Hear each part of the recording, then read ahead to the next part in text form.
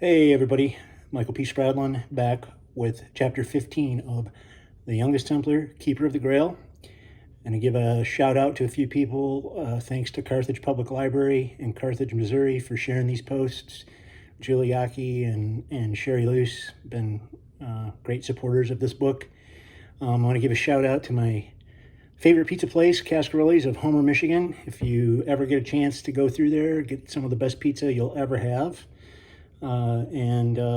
So shout out to my doing a hometown shout out for this chapter. So let's get into it and start with chapter 15 of The Youngest Templar. Saladin returned to Acre with a vengeance. The trumpets first sounded that morning, and his forces had encircled the city by nightfall. Atop the walls, we watched his army deploy in wave after wave. I couldn't even begin to count the number of battle flags and had no idea how many men he had brought to bear on Acre, but it easily numbered in the thousands. When we had taken Acre, the port had been reopened and supply ships from Cyprus and other points east had arrived almost daily. We had been able to build up all the stores and had dug numerous new wells. Now we were garrisoned in a fortress city, well supplied with food and water. But I felt a mild sense of panic as I watched Saracens surround us. How could we defeat such a large force, cooped up as we were with no room to maneuver or counterattack? Sir Thomas pointed to a large tent that was pitched on a rise to the east several hundred yards away, out of range of our ballista and search engines. That is Saladin's command tent. He'll be directing the siege himself, Sir Thomas said. I kept watch on the tent whenever there was a spare moment, but could not tell if one of the tiny figures I saw moving about was Saladin. Sire, surrounded like this, locked in, what will we do? I asked, unable to keep the nervousness and fear from creeping into my voice. We'll fight. We never stop fighting, Tristan. Rest easy, lad. We're well dug in here. Acre will not be an easy plum for Saladin to pick, Sir Thomas said. Yes, sire, I said. Sir Thomas smiled and left the parapet, no doubt needing to confer with the other knights to begin planning the defense of the city. I continued watching as the forces below us filed forward, pitching their campaign tents and beginning their preparations for battle. Though I desperately wanted to believe Sir Thomas, I found it hard to share his confidence. The first attack did not come until 3 days later. Saladin began with a flurry of flaming arrows shot over the city walls in an attempt to set fire to the buildings inside. Because most of the structures are made of stone, this had little effect. A few wagons hit by stray arrows caught fire, but there was minimal damage. We returned fire with our own siege engines, hurling boulders and pots of flaming pitch at their lines. A few tents caught fire, but I don't believe any Saracens were seriously wounded. For the next 2 weeks, it became a game of feint, thrust, and retreat between our fighters inside the city and Saracens outside the walls. They probed and prodded our defenses, searching for a weakness. I was grateful Sir Thomas had been so diligent in preparing the city for Saladin's return.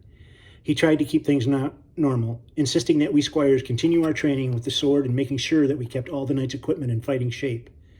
Some knights thought that perhaps Saladin intended to try to starve us out, that he was content to wait until our garrison had run out of supplies. But other knights disagreed, believing that Saladin was waiting for even more reinforcements to arrive. Then he would throw his men against the walls until we were overrun by the sheer weight of numbers. Though it was hard to get at inside our city, Saladin's army was now more than 3 times the size of the fighting force inside Acre. As the days passed, Sir Thomas never let up in his furious level of activity. He walked among the battlements atop the wall, encouraging the men who stood guard. From immediately after morning mass to well after the evening prayers, Sir Thomas could be found inspecting the parapets or drilling the archers and men-at-arms. He never stopped moving, thinking, or planning. Sir Hugh, on the other hand, was hardly seen at all once Saladin arrived. After days of waiting for something significant to happen, Quincy and I stood one morning atop the eastern wall of the city watching the activity of the forces on the plains below, discussing where Sir Hugh might have disappeared to. He slithered away like the worm he is, Quincy said, and he suddenly dropped to the ground, flopping about. Sir Hugh is the regimental worm, he said, laughing. He's found himself a pile of dung to dig through, and... I began to laugh as well, but was startled by a hand upon my shoulder, and turned to see Sir Thomas standing behind me. Quincy heard my gasp and jumped to his feet, embarrassed to be caught fooling around. He nervously brushed the dirt from his tunic. Quincy, are you ill? Sir Thomas asked. No, sire, I feel fine, Quincy replied. With your flopping around like that, I thought perhaps you might have caught some sort of fever, he said. Quincy looked stricken, unable to tell from Sir Thomas's expression whether or not he was in serious trouble. I tried to save him. Sire, Quincy was explaining to me about a new method of sword fighting, I stammered. Sir Thomas raised an eyebrow. Sword fighting? Really? A new technique that requires one to rest on one's back, squirming in the dirt? Yes, sire. You see, we saw one of the king's guards demonstrating it a few weeks ago. Apparently, it originated in Spain. If you stumble or fall during the battle, you'll still be able to defend yourself on the ground. And Quincy was demonstrating. Sir Thomas interrupted me. Yes, well, I admire your initiative studying a new technique, he said. However, I think there's perhaps more important work to be done. If you have no duties to attend to, I can perhaps ask the Master Sargento to... Oh, no need, sire, I interrupted. We were just preparing to leave for the stable to tend the horses, and after that, I'll be polishing your chainmail, sire, polishing it to a high sheen. Yes, sire, we wouldn't want the ocean air to cause rust. Very well. Before Sir Thomas could finish, a shout went up from Saladin's lines. It was after their morning prayers, and from down below we all began to hear chants of Allah Akbar. Sir Thomas stepped quickly to the edge of the parapet, his eyes sweeping the field. Tristan, step quickly to the Knight's Hall and bring my sword and mail. Quincy, find Sir Basil and have him alert the other knights. Hurry! Sir Thomas, what is happening, I asked. They are preparing to attack, Tristan. Any moment now. Be quick and fetch my equipment. Now go! As Quincy and I rushed down the steps, I could hear Sir Thomas shouting commands and instructions to the men-at-arms and sounding the call to arms. The urgency in Sir Thomas's voice told me that this was something different. Unlike the attacks we'd faced so far, my stomach lurched, and I was reminded of how I'd felt riding into that first battle many weeks ago. I began to feel lightheaded as I ran, and it became difficult to raise and lower my feet, as if the ground had turned to mud. I tried to push the nervousness down and focus on my duty, but images of the carnage in the valley flashed through my mind, and I felt myself growing afraid. I tried to pray, but found myself unable to. In a few moments, what had been relatively quiet morning inside the city became a whirlwind of activity. Quincy left me on the run to locate Sir Basil as I raced through the streets to the Knight's Hall where I retrieved Sir Thomas's gear. I retraced my steps and found Sir Thomas on the parapet, shouting out orders. Peering over at Saladin's army, I saw a flurry of activity out on the plains. Everything seemed to be happening in slow motion, and for a moment I felt that I was outside my body looking down on the city and the field below as the warriors on each side scurried about in their chaotic dance. A shout in the distance brought me back to focus, and I watched a series of large scaling ladders being moved from the rear toward the Saracens' front lines. Sir Thomas took the chainmail and sword from me as the parapet around us became crowded with men and equipment, and before long the cries of the army below and those of our own forces had created a fearsome din. With a mighty shout, the Saladin's line surged forward and Saracens charged across the ground. At the same time, their archers released a fusillade of thousands of arrows high into the sky, aiming to drop them down on top of us.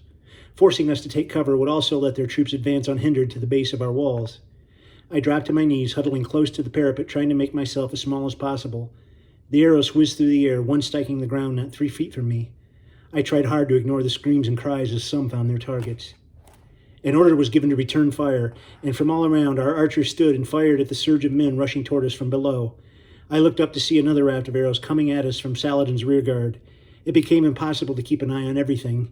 Down below, the Saracens had nearly reached the base of the wall, although our archers were making them pay with every step they took. Arrows fell out of the sky, landing all around, and I saw one of the men-at-arms struck down right in front of me. I still had my short sword strapped to my belt, but with shaking hands I grasped the pike, the long iron spear he'd dropped when he'd hit by the arrow.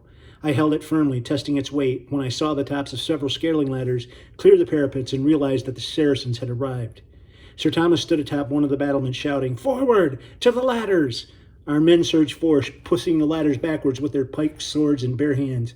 A few Saracens had nearly reached the top, and their screams added to the racket as they fell backward into the swirling mass of their comrades below.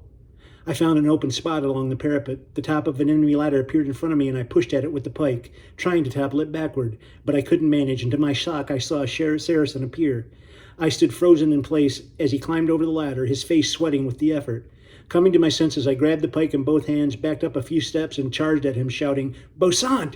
at the top of my lungs. He easily parried my thrust with a scimitar, and I nearly lost my grip on the spear. I jabbed at him again, and he pushed the pike aside again, this time stepping sideways and pulling it from my hands. He came rushing at me, and I fumbled at the short sword at my belt, certain that I was about to die. With a loud scream, he raised the sword above his head with both hands, when a look of shock appeared on his face, and he crumpled to the ground. There beside him stood Quincy, holding a pike of his own that he had used to dispatch the Saracen. Quincy stared at me a moment, then nodded and ran along the parapet, finding another spot to defend. It was this man about to kill me who brought me to my senses. It became clear that moment that even if I was scared beyond reason, I could not let fear overtake me or I would surely die. More ladders came at the walls, and those we pushed back were righted and climbed again. For more than an hour that morning, the Saracens tried vainly to breach the walls. Finally, when the Saladin saw he could not get enough men through without taking heavy losses, the attack ended. We hurried about, tending to our injured and repairing and replacing weapons, for we knew Saladin would keep coming, never stopping until he found a way to regain the city. So the siege began. For days, then weeks, we sat inside our fortress, and I was reminded of a turtle huddled inside its shell. They would poke and prod at us, and we would snap back, driving them off after a furious battle. Then days would go by with no activity at all. The attacks seemed to happen most often in the morning, after the Saracens had prayed themselves into a fighting frenzy. And then the arrows flew, and the siege engines fired, and on they came. Yet try as they might, they could not break us. Weeks became months, with no break in this pattern. One morning, a second large force of Saracens joined the Saladin's army, another 5,000 men by Sir Basil's count. So many tents dotted the plains below us that it was nearly impossible to see a bare spot of ground. When this new group arrived, the enemy lines were strangely silent, and about the only time there appeared to be any activity at all was during their daily prayers. Each day the tension grew. The anticipation kept us all on edge and gnawed at the men inside the walls. Arguments became more frequent, fights broke out, and I heard the mumbles and whispers of men who felt cornered. They often talked of sneaking away before being caught or killed. Such thoughts never entered my mind, for despite the tension, I came to believe that somehow we would prevail. Sir Thomas reminded everyone that Saladin could not sustain the siege forever, not with the Lionheart to the east by now threatening Jerusalem. We spent hours discussing strategy and deciding whether the king would send aid or push on toward the interior.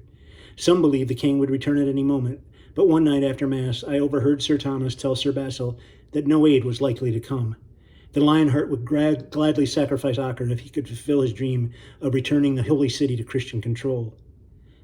One evening, as twilight approached, I walked up the stone steps leading to the eastern parapet. I had scarcely found an open spot where I could see the plains below me when the now familiar chanting began and trumpets sounded, and Saladin's siege engines and archers filled the sky. This time, however, I watched in horrid fascination as a giant siege engine,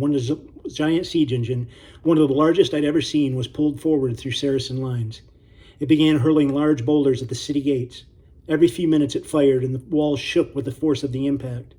Our archers took aim and shot at it repeatedly, but Saracens had covered the vulnerable parts of the machine with wooden shielding, and the arrows could not penetrate it. Even our ballista, aimed directly at it, had no effect. Would Saladin finally force his way into Acre? On it went, as the machine blasted rock after rock at the gates. With each shot, the Saracens cheered, and then when it looked as if the engine was impervious to any retaliation we could bring to bear on it, Saladin's army seemed to rise up as one, and if that weren't bad enough, a group of black-robed men took up their positions all along the plain that ran in front of the main city gate. I had never seen warriors dressed like this. Sir Thomas stood a few feet away, huddling with a small group of knights. "Sire, look, a new group of warriors has joined the flight." He came to my side. I looked at Sir Thomas, and for the first time I saw something I could only call fear flash across his face. It was there only for the briefest of moments, but I saw it, and it unnerved me. "Al-Hashashin," he muttered so quietly I almost couldn't hear him. "Sire?" "They are called Al-Hashashin. It translates to the assassins. Some call them fanatics. They are some of the most ferocious warriors you will ever find. If Saladin has persuaded Al-Hashashin to fight here with him, then he means to take the city or die," Sir Thomas said. As if they could hear us talking about them, the assassins began to wail, and the sounds of their cries unnerved me. It was the moaning of a demon, high-pitched and terrifying, and I felt a wave of fear wash over me. Soon they were joined by Saracens who shouted out war cries of their own. In wave after wave, they began charging toward us, and something told me, this time, we would not turn them back so easily. And that's the end of chapter 15, and we'll be back tomorrow with chapter 16. Everybody take it easy.